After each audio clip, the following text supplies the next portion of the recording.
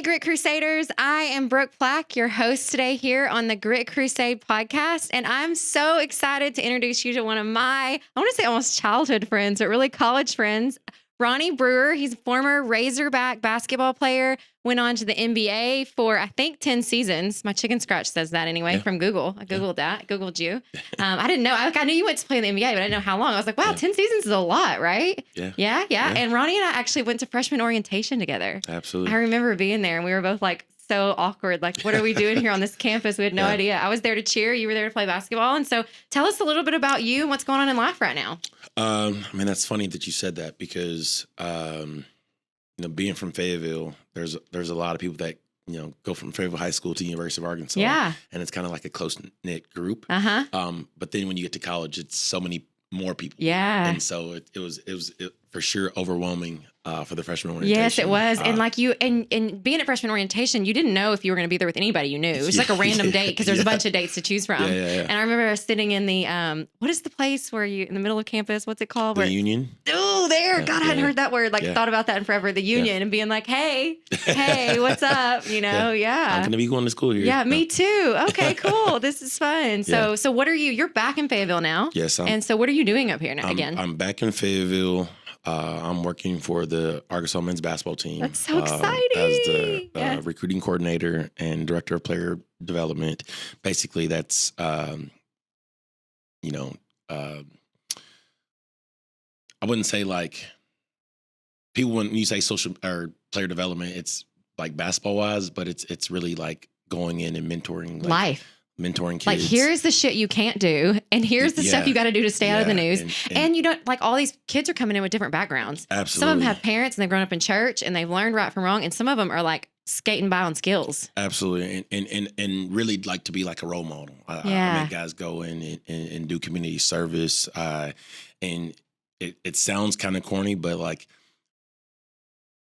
you got guys that are 18 years old and has never not lived at home. So they don't know how to wash clothes or know how to wash dishes or don't know how to cook for themselves. And they don't know how to pay a bill in their apartment. So I put them in different courses throughout the summer, just everyday life. People think like home ec for college kids. People just assume, oh yeah, you know this. But like, if you've never had money before or you never had to do stuff like right now, I'm working with a guy that's from Africa. Okay. And he came to the United States 2 years ago, and so he's literally new, like brand new. I mean, he didn't even know, and it sounds corny, but he didn't know how to open a bottle of water because he never had a bottle of water before. Like, I've been to Africa, so like I know it. Like, I know it's a whole different. When people say it's a different world, it's a whole different world. So right now, like we're taking baby steps. We're teaching them like the laws of how to drive, and for him to get a driver's license. Wow. People just assume in the United States, like, I got my permit. Every 16-year-old gets. I got my permit. Mm-hmm. I turned 16. I got a car. Well, they didn't have cars. Absolutely. And some people come from parts of the country or their families where they can't afford cars. Yeah, absolutely. So how did you get a player from Africa?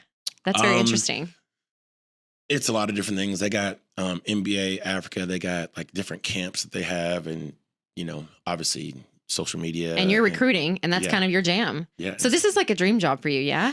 Yeah, I mean, and I tell Coach Muss, and I tell everybody, like, if I didn't have this job, I would still be doing the same exact thing. I'd be sitting in the front row watching the basketball games.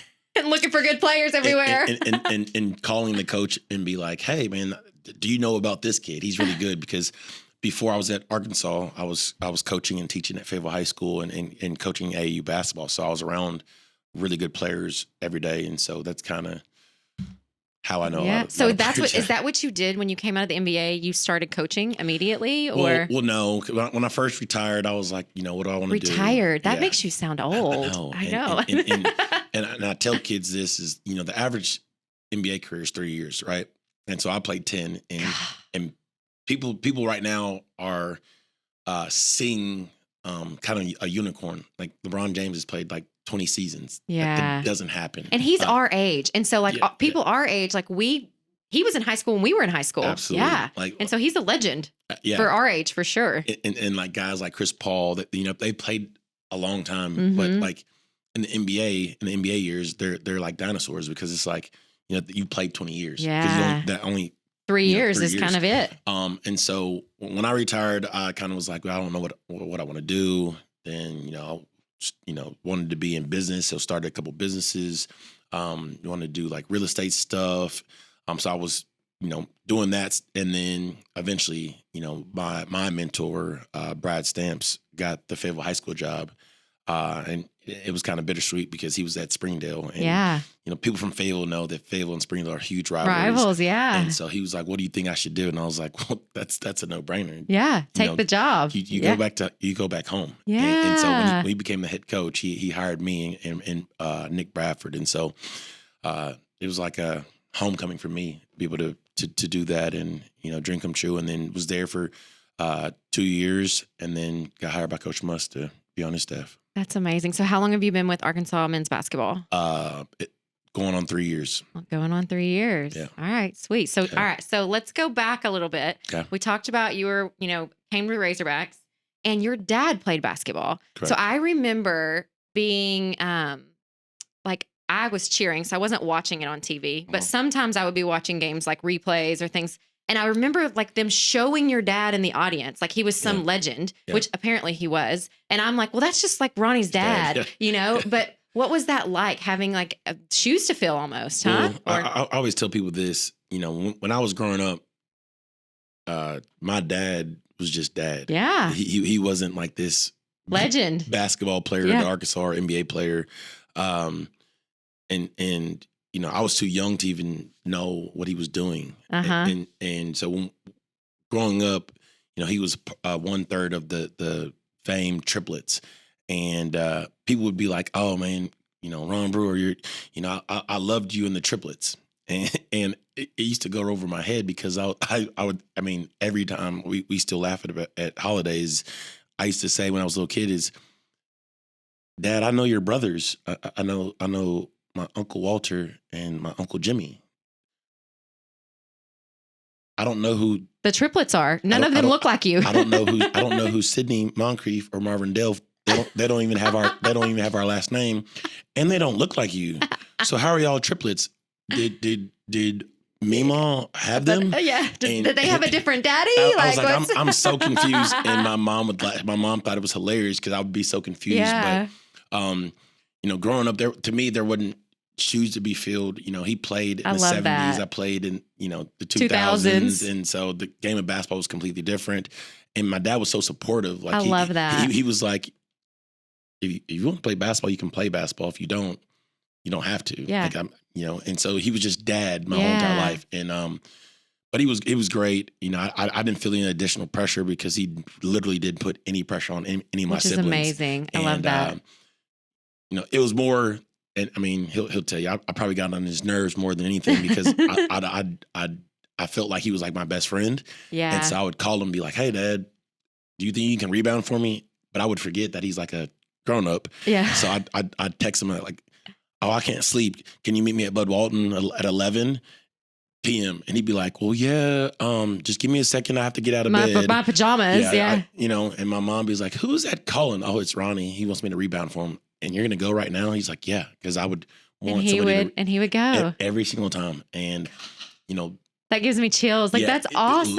That's like the relationship goals. Yeah. And it's crazy because at the time, I just thought it was normal because that's what we would do all the time. And you didn't realize, other people don't have that. Yeah. And so now it's kind of, full circle. We have a guy's like, hey, coach, it's not 11 because I won't go, but like, hey, coach, you think you come up to the gym and work me out at 7 p.m.? I'm like, I'll come there. Back and, work it because, I. And they might not have a dad that can do that. Absolutely. Or will be there. I love that. Or they might not be close enough to be able to get do that. So at what point did you realize that you were good enough to go to the NBA? Well, that's funny because, I was very like, aware of my situation. If you Google like our stats, me and Anthony Black, who just went six overall in the draft, we had the identical stats: points, rebounds, assists, steals, the identical stats. But the one thing that I lacked, and my mom can attest to this, is like I couldn't cook. at the time, I botched a lot of my laundry and ruined a lot of clothes because I didn't really know. Because like when you're staying in the dorms, you're getting rushed, and so you're like, oh gosh, and the washer and dryers are in the bottom, and if you have them in your unit, and then you're in and out, and so like I partying, I messed my laundry up a lot, and so I was like, there's no way I can go on my own. Granted, when people were like, well, you went to college, well, my parents lived in Fayetteville. So I would go home for a home cooked meal. If I was like, oh, I don't like what they're cooking at the cafeteria. I would bring my teammates and my mom would cook. And I'd be like, Mom, can you do my laundry? Because, either I was getting rushed or somebody threw my laundry because I was taking too long. And I was like, I'm not ready to go live in any NBA city by myself and be able to function. So my freshman year, I was like, yeah, there's no way. Around my sophomore year, I was like, okay. I could do this. There's a chance that I can play at the next level. And you could hire a housekeeper. Yeah. And really my sophomore year, I didn't like that we didn't have as much success as I wanted. The whole reason I came to Arkansas is I wanted to change the dynamic of where the state of Arkansas basketball was. Yeah, because we were not going to the Final Four in the early 2000s. And so my junior year, I was like, hey, I'm going to try to get to the tournament. I'm going to try to do this. And at that time, I was like, yeah, it's time. And for me our to go. Senior year, we got to go to the tournament. We got to go to the NCAA, went up to Spokane, Washington. And I mean, my junior year, we went to Dallas and lost. My senior year, if I would have stayed, it was in Spokane, and they ended up losing. You didn't stay your senior year. Now, did you go when we went to the Maui Invitational? Did you go then? That was a trip. Yeah, that was awesome fun. Trip, that was a great trip. I remember we went and we got like per diem was way more than like the per diem was when we were going to like Mississippi or somewhere, and we were all like, "Oh my God, we have so much money," because it was like based on cost of living or whatever. Absolutely, that was a great trip. We were gone for Thanksgiving that year. That was the first year I'd ever been away from my family for Thanksgiving. I remember being like, "This sucks," but we got to go to a luau and do all the things. So that was a lot of fun. We went to Maui this year during Thanksgiving, and it was different, but. I mean, is it still that little bitty gym, the small gym? Yeah, I was like, I feel like I'm at the high school gym. But it's a great tournament, but the gym is really small. Yeah, it is small, and it's really high. It doesn't look like it on TV though. Like they do a good job of like staging it on TV. Absolutely. And I was watching a little bit of it this year, and I was like, that is not what that looks like in person. This is totally different than what it looks like in person. It's literally smaller than Fayetteville High School's gym right now. Yes. Oh yeah, I bet it is. Yeah, for sure. But, it's like going to play football at Vanderbilt or somewhere. It's like not the school for football. Not up to par. Yeah, it's not quite what the facilities are for everything else. So you got drafted. You went and played for the Jazz. But I feel like when I thought you actually made it in life is when you had a Bulls jersey on. Like, I think because like Michael Jordan was the thing when we were a kid, Well, so that had to be surreal for you. Well, it's really crazy because when I got drafted to Utah, like, in Were Arkansas, you like, where's Utah? Well, did you? I kind of had a panic attack because I was like, I don't know anybody in Utah. Like, I'm not going to fit in there. And it was really crazy because. Was your dad like, shut up and go get paid? Like, my dad was like, Ronnie, like, do you know who Carlos Boozer is? I was like, yeah. He's like, well, he's the starting power forward. I was like, he's like, do you know who Mehmet Okur is? I was like, yeah. He's like, well, that's the starting center. He's like, do you know AK-47? I was like, yeah. He goes, well, you know the starting small forward. He was like, and you're really good friends with Darren Williams. I was like, oh yeah, I forgot that. You're like, I can do this. And so then like I was like, I can do this. And then I go to Utah. I'd never really seen like mountains before. You think that we have mountains in Arkansas, like in Northwest Arkansas. Yeah. And they told me apparently these are hills. Yeah, compared to mountains. Yeah, because when you go to Utah, they're real mountains with snow on the very top, and ski resorts up there. It's like, okay, this is different than where I came from. Yeah. But the people there in Salt Lake City were great. They reminded me of people here in Northwest Arkansas as far as their support, like, how people support the Razorbacks here. Yeah, because we're like, Razorbacks are the pro team in Arkansas, And people support the Utah Jazz the same exact way. And so it really made me feel like home. But really, I thought I really made it, like you said, when I went to the Bulls, because, I remember the first day I signed with Chicago and they brought me up there, and they had Scottie Pippen come meet me. And if you ever heard Scottie Pippen do like an interview or talk, he has a very distinct voice. Yes. And I had told a story like when I first signed. And when I was a kid, I had just a little mini TV in my room. Yeah. And we only got a couple channels. And one of the stations were WGN. Okay. And my dad makes fun of me every day about this, but they used to do the starting lineups, and they would say from North Carolina, 6'6", number 23, Michael calling Jordan. It out, yeah. And I was like, he's just okay. Yeah. But I thought Scottie Pippen was the greatest player in the NBA. Yeah. Because growing up, I thought the Arkansas Razorbacks were the mountaintop. Yeah. That's as far as you can go. And then I heard them say from the University of Central Arkansas. Yes. Scottie Pippen. I was like, oh my gosh. He's like the guy. This guy made it out of Arkansas. Well, if he can make it, I can make it. Yeah. And he came around the corner. He said, from Fayetteville, Arkansas. Stop it. And I was like, oh my gosh. I know that voice. Oh my God, that gives me tears. That's Scottie Pippen. That's a moment. So my whole family's there is like, Ronnie, who is that? And I was like, oh my gosh, Scottie Pippen's about to come in there. Like, what? And then he comes in there with his sons. And stop he was like, it. man, welcome to Chicago. Big fan of yours. You're going to be great here, whatever. And I thought that was great. And I thought that was the greatest moment of my entire life until later that year. They did like the 20-year, anniversary, and their team came, and I got to meet Michael Jordan and Ronnie, and my entire family, and actually like a couple of my friends like Hassan Huntley and Hezron Huntley and David Obiora were in town. They got to meet the entire team, Michael Jordan and Scottie Pippen and Dennis Rodman. And it just kept getting better. Yeah, and I was like, I don't think anything can top this. Those experiences, like beyond the game of basketball, it brought you so many experiences, I'm sure. Is there so that's like your takeaway moment. Yeah. What was the hardest part of transitioning from, you already talked about the laundry and cooking, so you can't use that one. Yeah. But like you were getting a paycheck, like a real paycheck. And now you need to manage money and not like blow it all at the club. Yeah. And like real like teenage, I mean, you're barely an adult at this point. Yeah. Well, I mean, was that hard? Or were your parents like, listen? My mom was and to this day, she's super strict on me still. And I think that's why like I invest so well and save so well, because she has a background in banking. But I remember, I got made fun of for one full year because I had received checks before, like big checks. Yeah. And I'm like, oh man, this is crazy. I'm going to put this up and whatever. But I didn't know what our salary checks were going to be. Yeah. And so I was like, I want my checks broke down,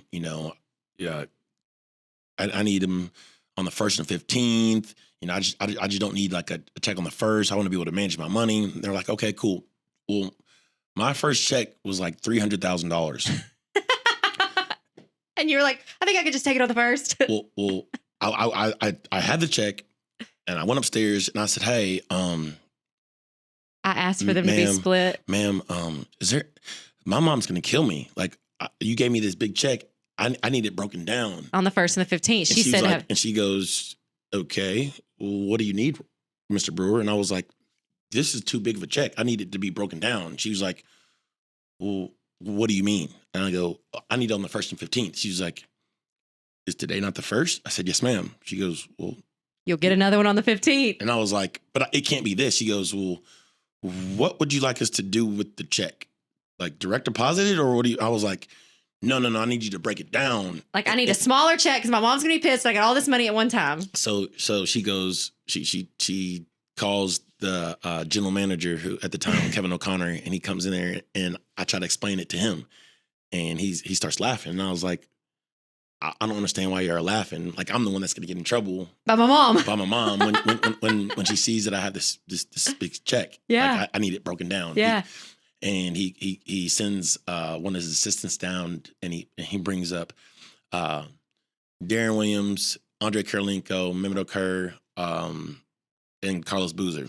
Those are the 4 franchise guys that we had. And he goes, hey, bro. I said, what's up, coach? He goes, ask them what their check looks like. I go, guys, I got $300,000. I need my check broken down to what did y'all? They start laughing like they're like, show them your check, and like one guy was like $1 million. The other dude's like 3. The other guy was 5, and I was like, why did they get their whole check for the whole entire year? They're like, this no, is no, it. they're gonna get that every 1st and 15th, and it literally blew my mind. Like you just couldn't. Just 3 or 4 months ago, I had $1,000 to my name, and I was managing how to save money off of $1,000 budget, and then had that and not overdraft because your mom was going to be pissed. Yeah, because she had access to my login to see what I was spending it on. Yeah, and so she knew if I was going to like Grubs or going to Dixon, like, why'd you spend this there? I'm like, oh, well, I bought somebody a drink. It was a it was a date. $2 you call it. Yeah, but $2 you call it. But it really allowed me to like turn into like more of a business mind. But that's why I think it's important. My job and my role now is to prepare our guys for whatever their future holds. If it is a lot or a little or whatever. That's cool. I love that story. I love that story. So what advice would you have for, you're in recruiting, and so you have new incoming freshmen or maybe kids in high school that are listening to this. What advice would you have for them? Like how do they stand out in the crowd? I would tell them, one, be you. Don't try to change for other people. Yeah. It's so hard for people to fit in college. You're okay of how you are. Yeah. Because no matter how you are, somebody's going to enjoy your company. Yeah. So that would be the first thing. And then, find your niche. My coach, when I was here at Arkansas, Stan Heath, he told me, he said, Brew, you want to be an All-American, right? I said, yes, sir. He said, well, you can't be an All-American in multiple things. I said, what do you mean by that? He says, well, you can't be an All-American with the ladies. You can't be an All-American in the classroom. You can't be an All-American on the court. You've got to be able to focus on what you want to be an All-American in, and then run with it, and then cut down on the other things. And that's why I tell our players, hey, man, do your thing. If you want to go out, hey, that's on you. I'm not going to patrol what you do when you leave this facility.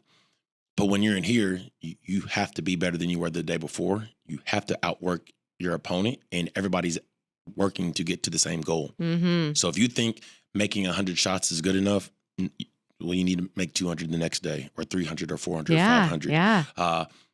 And you can't have a success in our facility if you don't have the same success in the classroom. Yeah. And so I make our guys sit in the first 2 rows, make sure they go to class every day, and I make sure they go to study hall. And that's one of the things that I try to do as a student athlete, because, money comes and goes, but you can never take somebody's degree away from them. That's right. They always have that. I love that. All right. So I'm going to ask you a few more questions about like the future and your foundation and stuff, but we have a fun segment we do on this podcast called Trivia in the Trenches, where I ask you a question that I hope you don't know the answer to. So let's try to stump you. Okay. You ready for this? Yeah. All right. How many different falling pieces are there in the game of Tetris?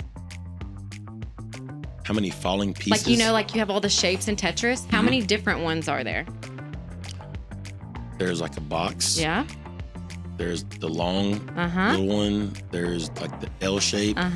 There's the one that's like a flat, and then it goes up and goes down there. Okay. A zigzag-ish? Or... Yeah. Is it 4 or 5? You're close. It's 7. You were really close. And here's fun fact I didn't know. I know. There's the T. The T one. The T. Yeah, and then I'm like not thinking of the last one. But Tetris has been used to treat PTSD and trauma. So it has something to do with the brain waves, and like getting the nice little boxes like makes you like, ah. Really? And it also was the first video game played in space. Yeah. Fun fact. That was a good. There's the Tetris movie like on. Have you seen that? No. It's like on Apple TV. Yeah. And it's on Apple TV. I saw it. I went to go click on it, but I don't know. Yeah, I didn't know there was a Tetris movie. I did see when I was looking up the trivia for you.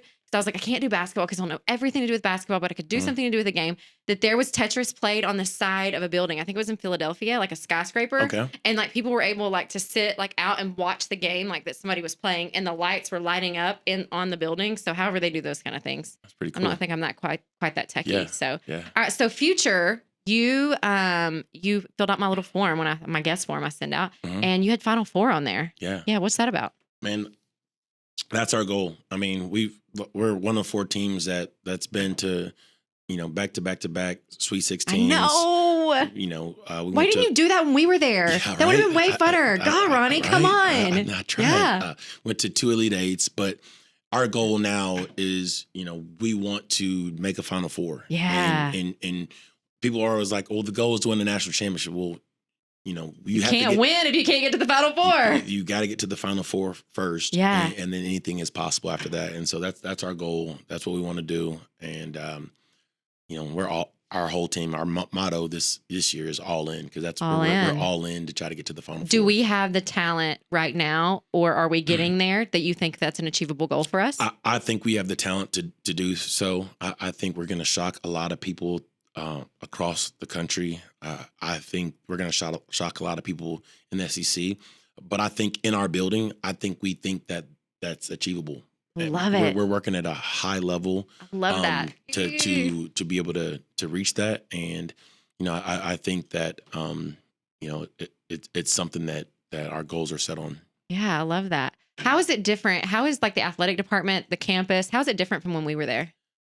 Well, I mean, if you've been in Northwest Arkansas, you can kind of tell like it's growing. Yeah. And so the university's numbers are growing. And I've only been working there, 3 years. Every year they set a all-time high record of incoming freshmen. Man. And Dr. Robinson, who's the chancellor, he's very open and honest, and I really appreciate it, because he'll say, hey, we have a record number of incoming freshmen from the state of Arkansas. It's an all-time record number. But there's also an all-time record number of students commuting that from out of state, from Texas. Oh, Texas. Okay. Texas. So it's all right. The last 3 years has been an all-time high of students from the state of Texas. Yeah. And from the state of Arkansas. And so it's growing. Buildings are newer. They're adding on to different things and making it nicer. I just think that it's Arkansas is at a really good space right now. To me, it's the number one place to live in the SEC.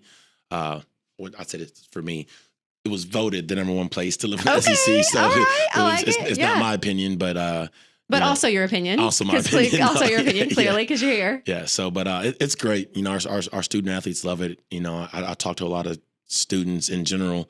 They love the campus life. They love the direction that it's going in, and I'm just proud alumni for being from there. Yeah, I mean, equally, I feel that way too. So you mentioned earlier about real estate. You've done a little bit of real estate investing, but you also are going to open a restaurant, or maybe you're thinking about it. Yeah. Like what kind of restaurant? A fast food restaurant. Rib crib on MLK. Okay. So it's in the works right now. Wait, so you're opening a rib crib? On MLK. Really? Right now? So this is underway. Like we're already about to do the thing. Yeah. All right. Yeah, okay. We have a rib crib in Benton, where I'm from. Yeah. All right. If you drive down MLK, it has a now hiring. And can I have like a rib crib by Ronnie, like with a big 6'7", cut out of you on the front? I mean, no. No. Or is it like an investor group? I really don't even tell people that, because I wanted to go into wraps. But if you go in there, you're gonna see Razorback memorabilia. Yeah, so it's going to be themed, it's gonna that's be a cool. Thing, yeah. Do we need to cut that part out or no? You good with that? I don't care. Yeah, you don't care. You're good. Care, yeah. So do you have future restaurateur goals? Yeah. Yeah. I mean, my goal is, I use it for my student athletes, but I also use it for myself, like life goal. Like I want to be better than I was the day before. Yeah. And so, if it's one restaurant now, potentially I want it to be, 5 to go to 10 to 15 to 20. And same thing with the real estate. I have a few houses and, townhouses. Residential rentals. Mm-hmm. Okay. Yeah. Cool. I have hair couture that my mom and my sister. What is that? It's a hair store. Like retail products or okay. Yeah. So cool. our number one seller is wigs, Yes. predominantly for women with cancer. Yes. Or people with alopecia. Is this in downtown Rogers? No. Where is it at? It's in Fayetteville. Fayetteville. It's 1680 North College. Okay. All right. So it's okay. across the street from McDonald's in a like a 5-plex by Subway. So it's been there for like 11 years, almost 12 years. Nice. So your mom and sister run that. Yeah. So your family's still up here. Yeah. Well, people don't. Well, some people know who close to me, but my sister had cancer. She lost all her hair. Right. And so, obviously you get emotional with it. And, she went through depression a little bit. And you don't know what you don't know. And once you go through things like that, you have so much more compassion for those situations. And so she lost all her hair. And obviously for a woman, that's a big deal. Big deal. I have short hair. I've had short hair my whole life. Yeah. So she went bald. So I cut all my hair off. And what made her better is looking like her normal self. So she would buy wigs. And I was like, well, you were like, how much you spending on that wig? Because they're not cheap. Yeah, they're definitely not. And so like that really became like our number one. Like, can we provide this here for other women to be able to try it on and see the product? And then it was kind of crazy because I felt like it was like God's calling. One of the guys I recruited was Jordan Walsh. He has alopecia. Yeah. And so I did not know. I wasn't educated enough on alopecia. I didn't know what it was. Mm-hmm. But he was so mature with me, like coming into my office and talking to me about it. And educating you so you guys can be more educated for your customers. Yeah. And so I'm like, and it really was a blessing because he mentored little kids who had it. So I had students come on campus who had alopecia. He mentored them, got to talk to them. It's a lot of bullying that goes on because people don't understand what it is. People are like, "Oh, what's wrong with your hair? Why do you don't have eyelashes, eyebrows, nothing?" And I also didn't know that you can have hair with alopecia. You don't necessarily be bald, but like say you have hair on the top, you might not have on the side or might not have on the back. Okay. So it can be like different spots and stuff. And so. Hey, Grit Crusaders, it's Brooke here. Like it happens sometimes, there was a technology glitch at the end of this episode while I was recording remote with Ronnie in Northwest Arkansas at Landers Toyota. And so I had to come on, and thankfully, you guys heard all the great stories, but I had to come on at the very end to let you know that the one part you missed in the episode that we recorded live was about the Ronnie Brewer Foundation. And so Ronnie, just like me with the Impact One Foundation, we have a huge heart for giving back with kids in need. And so be sure you check out the Facebook page for the Ronnie Brewer Foundation to see all the great things they're doing at the end of the year on Facebook or your favorite social media. Until next time. You've been listening to the Grit Crusade podcast with Brooke Plack. Our theme song is Thunder City by Lunar Ray, licensed through Soundstripe. This podcast was produced by Luminate Media Group. Thank you for listening, and we will see you on the next episode.